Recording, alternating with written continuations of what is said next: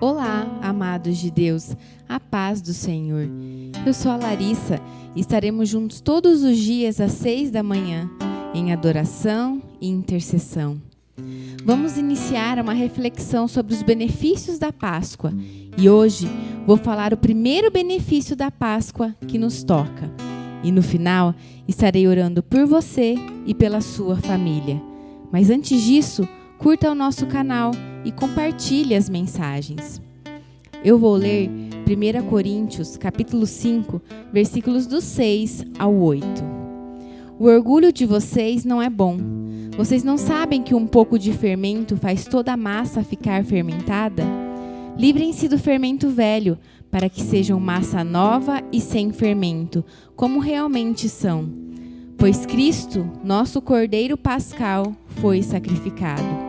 Por isso, celebremos a festa, não com o fermento velho, nem com o fermento da maldade e da perversidade, mas com os pães sem fermento da sinceridade e da verdade.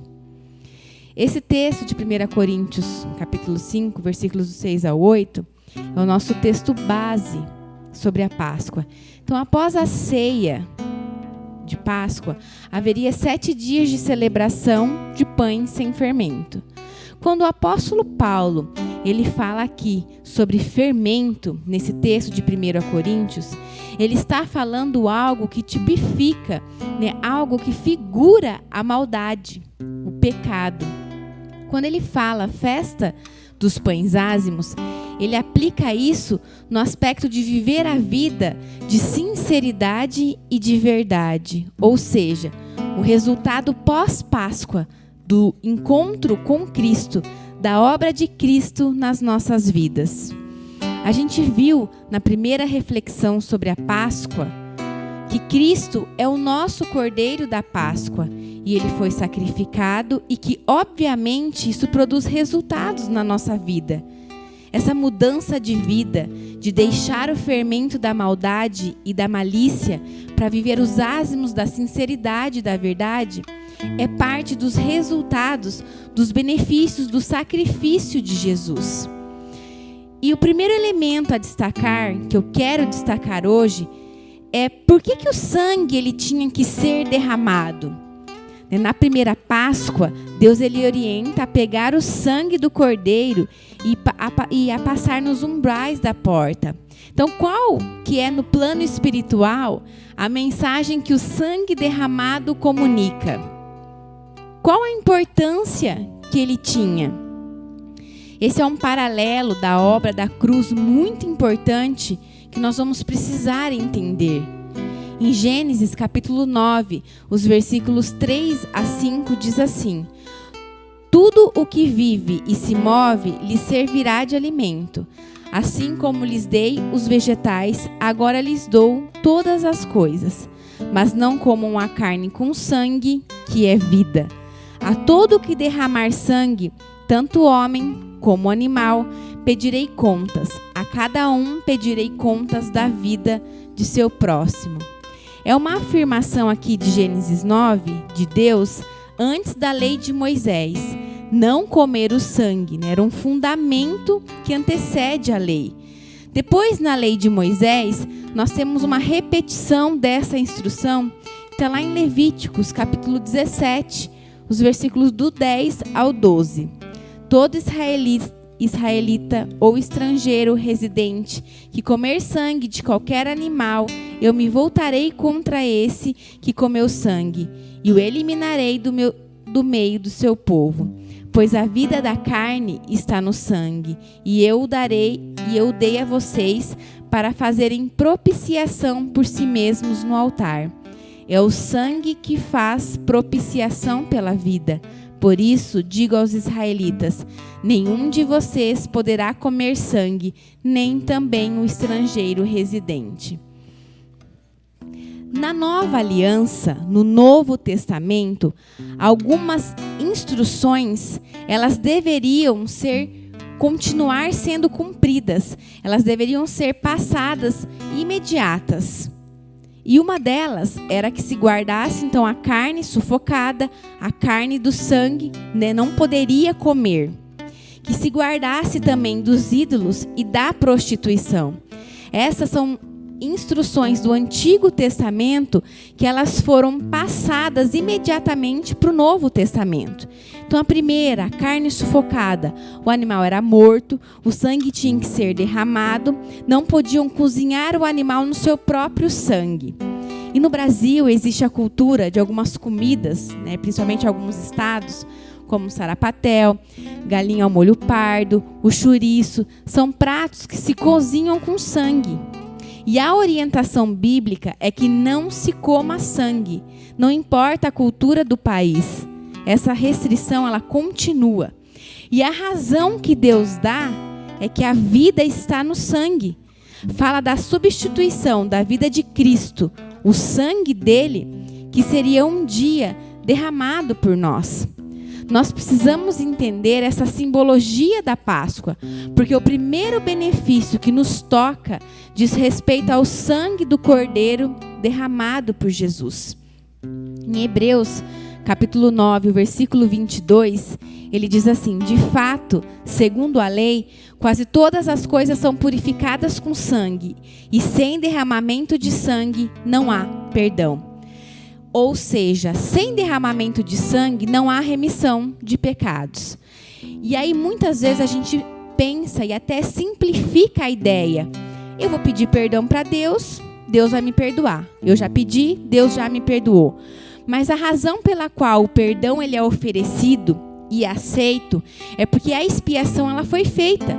O sacrifício ele foi feito que nos substituiu. Então aí o perdão ele é aceito.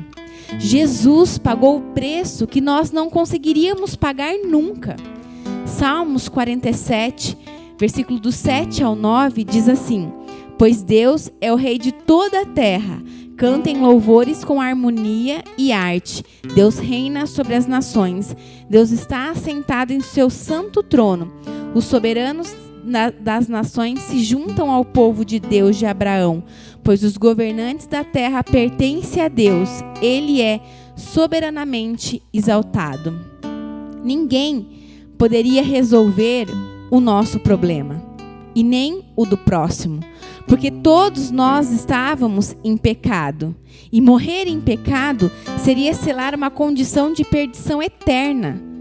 E essa é a razão pela qual Jesus precisou vir como Cordeiro, como nós já vimos na mensagem anterior, na primeira reflexão.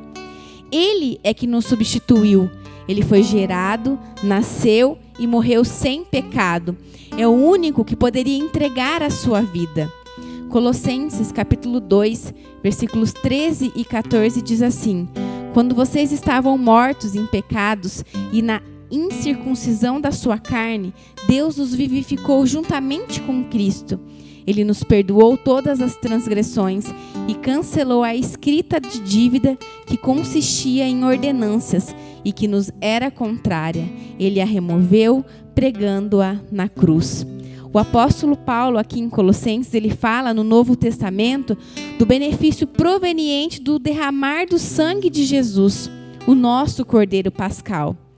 E é interessante que a Bíblia, ela não fala só do perdão dos pecados e do cancelamento das dívidas que eram os nossos pecados, mas a Bíblia também diz que ele nos deu vida.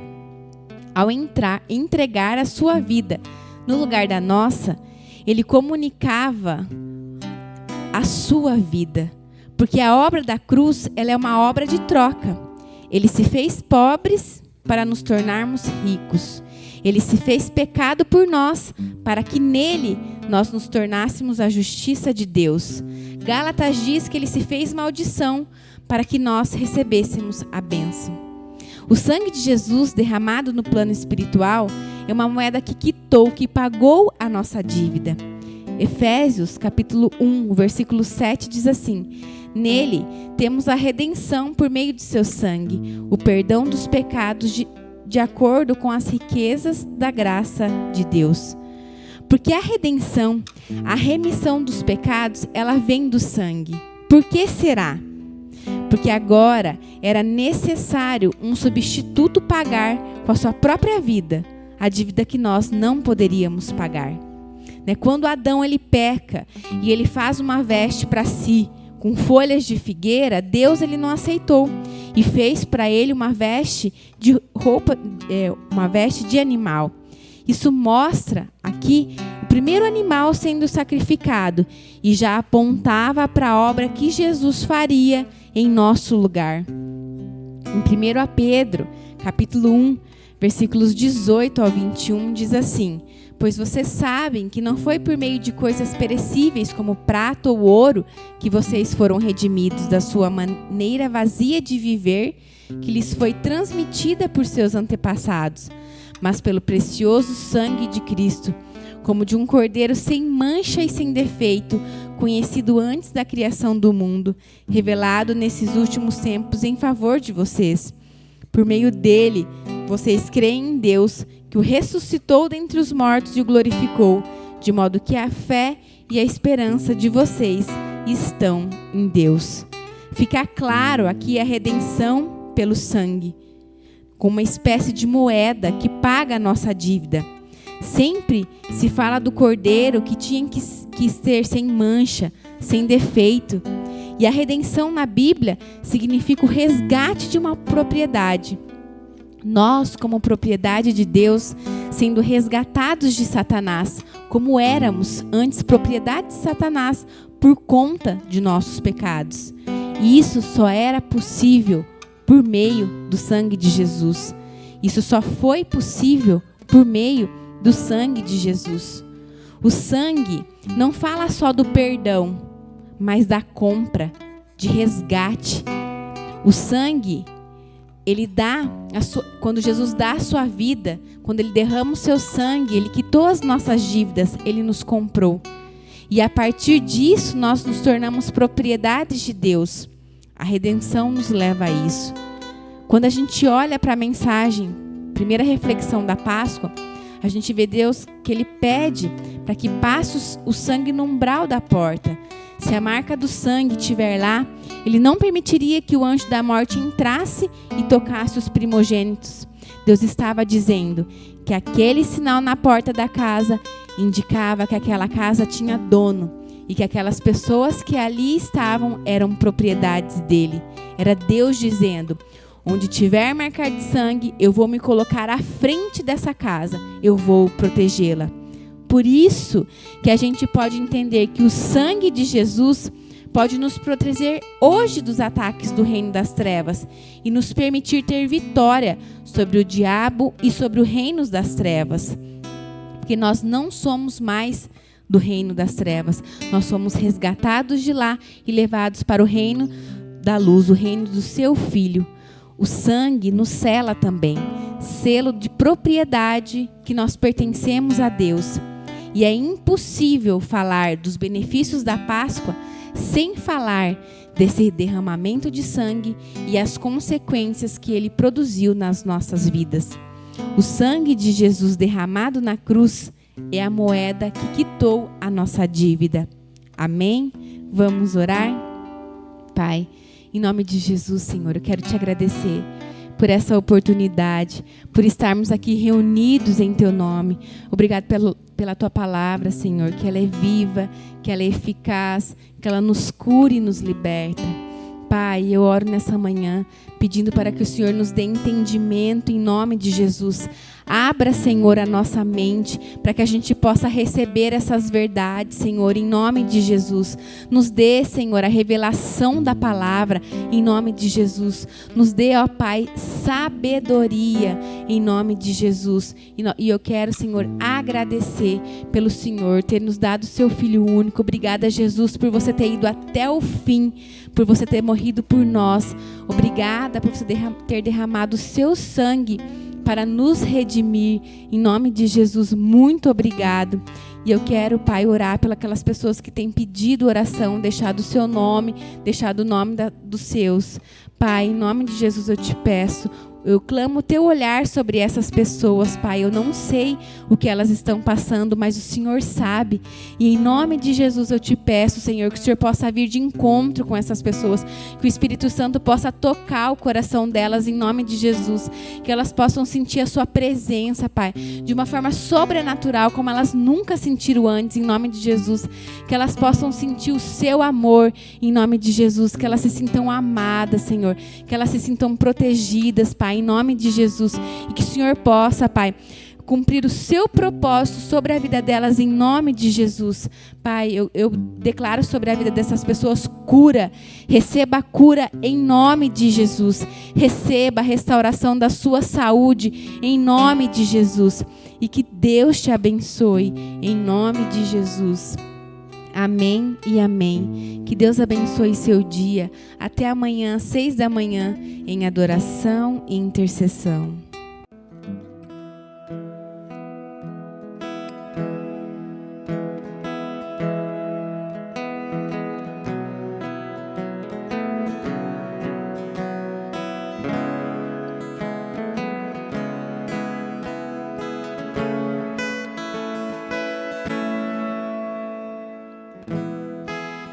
De presença, és meu abrigo, meu protetor, em ti confio. Mesmo sem ver, eu posso crer que tua promessa está de pé. Irá se cumprir. Quem sou eu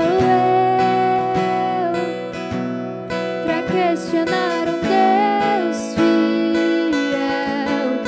Tu és Deus e tua palavra está de pé.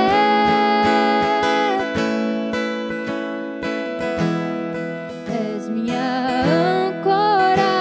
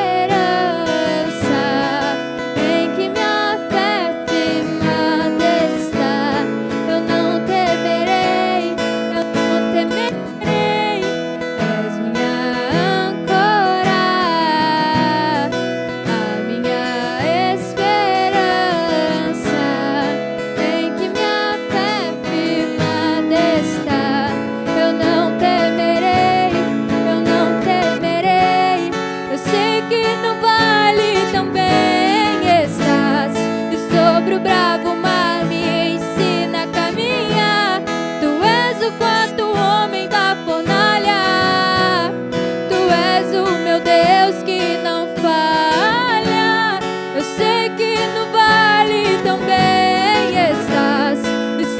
pra